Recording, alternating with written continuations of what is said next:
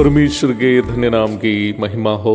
प्रभात मनन के सत्र 1602 में आप सभी का बहुत ही विनम्रता के साथ स्वागत करता हूं। आइए आज के मनन के लिए हम पढ़ते हैं तीमुथियुस को भेजी गई दूसरी पत्री अध्याय 4 पद 13। जो बागा मैं त्रोआस में करपुस के यहाँ छोड़ आया हूँ, जब तू आए तो उसे और पुस्तकें विशेष करके चर्म पत्रों को लेते आना। हम बीते दिनों के मननों में ये देखे थे कि प्रेरित पौलुस और तीमुथियुस के बीच एक गहरा आत्मिक संबंध था। वो आत्मिक संबंध इतना गहरा था कि गुरु और शिष्य से बढ़कर पिता और पुत्र के बीच का संबंध बन गया था। उनके बीच का वो संबंध है। तीमुथियुस को पौलुस संबोधित करने वाली शैली से ही हमें ये पता चल जाता है कि वो संबंध कितना गहरा एवं भावुक था। तीमुथियुस को पौलुस प्रिय पुत्र करके संबोधित करता है। पहला कुरिन्थी 4:17, तीमुथियुस की दूसरी पत्री अध्याय 1 पद 2 आदि पढ़ लीजिएगा। तीमुथियुस की पहली पत्री अध्याय 1 पद 2 में विश्वास में सच्चा पुत्र करके पौलुस ने तीमुथियुस को संबोधित किया है। किसी की व्यर्थ तारीफ करने वाला एक व्यक्ति नहीं था प्रेरित पौलुस। यदि पौलुस ने तीमुथियुस को प्रिय पुत्र और सच्चा पुत्र आदि करके संबोधित किया हो तो निश्चय ही उसके पीछे कोई कारण होगा। एक कारण यह था कि तीमुथियुस एक आज्ञाकारी शिष्य था। पौलुस जहां जहां सेवा करता था उनमें से कई जगहों में पौलुस के कहने पर वो सेवा के लिए गया था। पहला कुरिन्थी 4:17, फिलिपी 2:19, पहला थिस्सलुनीकियों 3:2।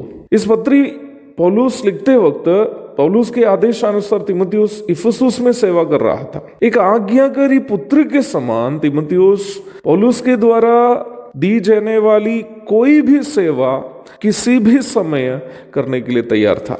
फिलिपी 2:22 में पौलुस तीमुथियुस के बारे में इस प्रकार कहता है, जैसा पुत्र पिता के साथ करता है वैसा ही उसने सुसमाचार के फैलाने में मेरे साथ परिश्रम किया।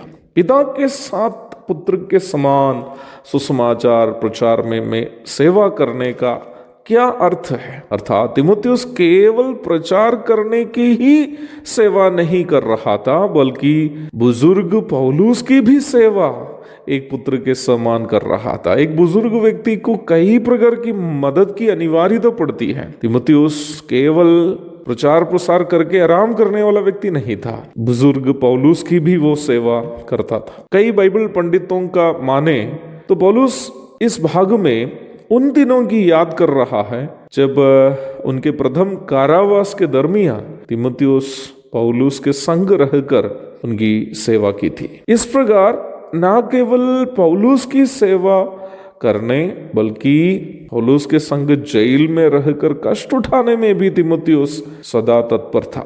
इसलिए ही आज्ञाकारिता के साथ अधीन रहकर कष्ट उठाकर अपने संग सेवा करने वाले तीमुथियुस को सेवकाई का बागा सौंपने में, हैंड ओवर करने में पौलुस को 2 बार सोचना नहीं पड़ा। तीमुथियुस को इस प्रकार तैयार करने में, एक आज्ञाकारी अधीन रहने वाला कष्ट उठाने वाले शिष्य के रूप में तैयार करने में पौलुस के आदर्श जीवन के साथ साथ आंसू बहाकर उनके लिए की गई प्रार्थनाएं भी थी। पौलुस तीमुथियुस के सामने एक आदर्श सेवक था, वैसे ही तीमुथियुस के लिए वो प्रार्थना भी करता था। हर छोटी बड़ी बात के लिए जवानों को बदनाम करने वाले वर्तमान काल के वरिष्ठ सेवकों को और वैसे ही वरिष्ठ सेवकों की बदनामी करने वाले वर्तमान कालीन जवानों को, दोनों को पौलुस और तीमुथियुस के जीवन से बहुत कुछ सीखने के लिए है। कई लोग सेवकाई का बागा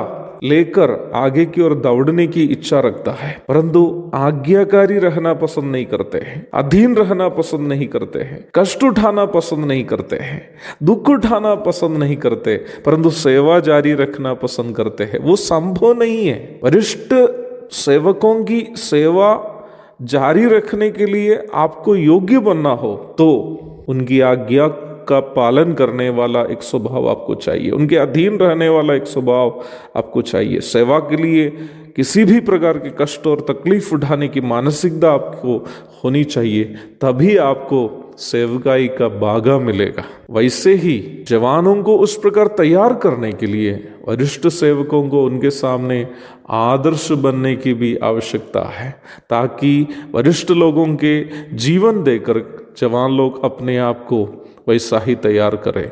वैसे ही जवानों के लिए पौलुस के समान प्रार्थना करने का स्वभाव भी वरिष्ठ लोगों को अनिवार्य रूप में होना चाहिए, तभी तीमुथियुस लोग पैदा होगा। ये बात हमें कभी नहीं भूलना है। एक और शुभ दिन की धन्य कामनाओं के साथ आज का मनन मैं यहाँ समाप्त करता हूँ। प्रभु आप सबको आशीष दे।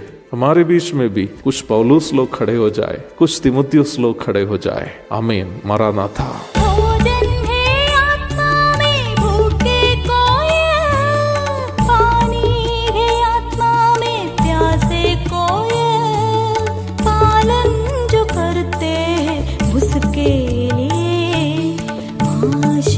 पाने का साधन है ये वचन, प्यारा वचन ईशो।